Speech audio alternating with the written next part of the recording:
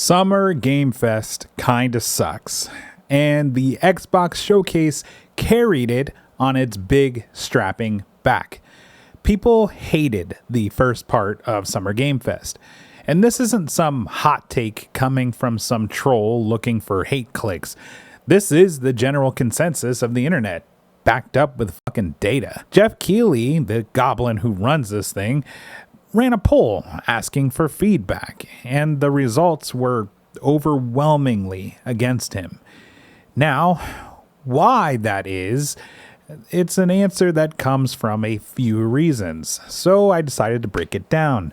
I'm Solace, this is Solace and Dread. We produce analytical content as well as nuanced discussions primarily focused around video games. If you like that kind of stuff, consider subscribing.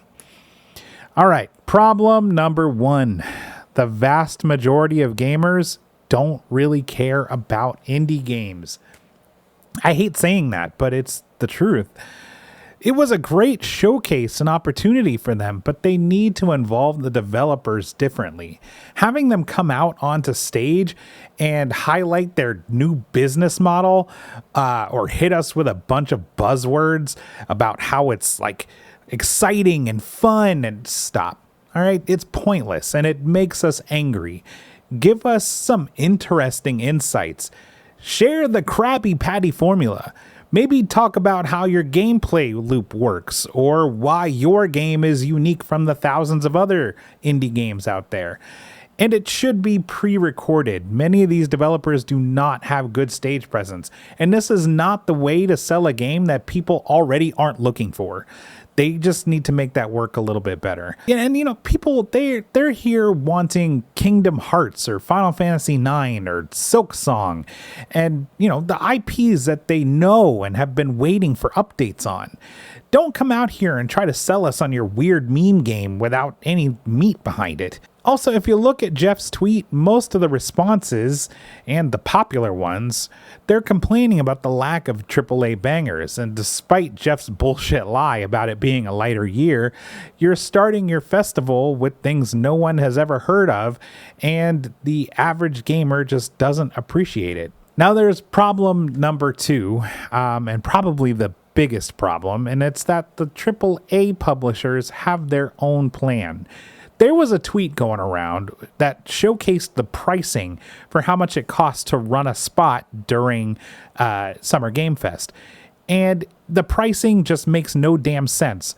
Why would Nintendo or PlayStation or Capcom do a full showcase with these guys?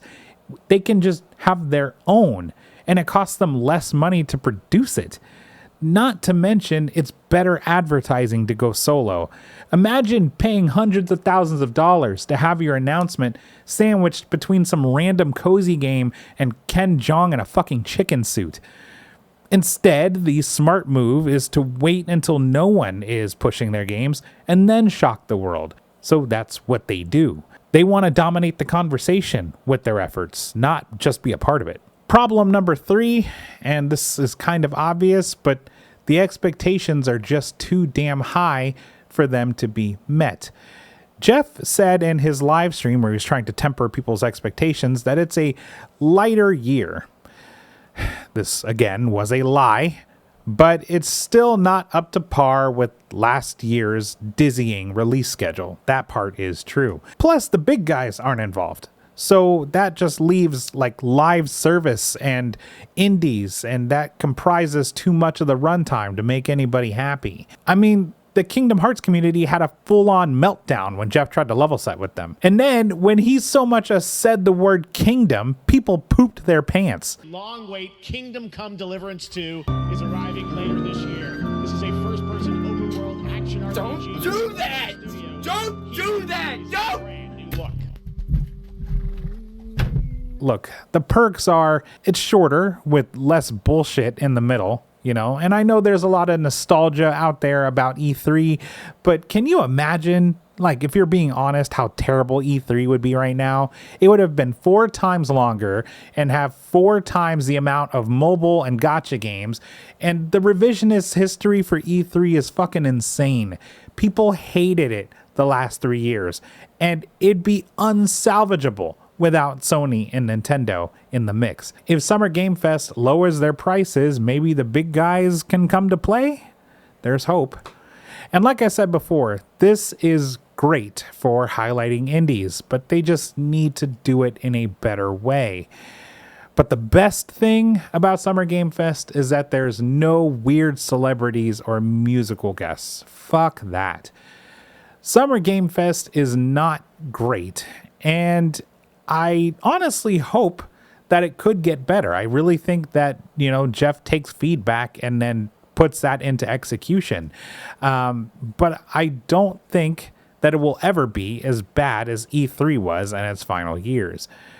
Now, there is the Xbox showcase piece of this, and I just have to say, this is why people want the big publishers, because that was awesome. I loved every second of the showcase. And you know what was great is that they had 3 executives come out and talk, without really acknowledging all the layoffs that they did, which, fuck them for that. But they have a ton of brand new stuff coming, whether it's DLC, whether it's an expansion, whether it's new IPs that people have been waiting for, whether it's Gears of War. Now that is how you do a showcase. There was just so much good stuff that everybody walked away excited, and there wasn't a lot of fluff in between.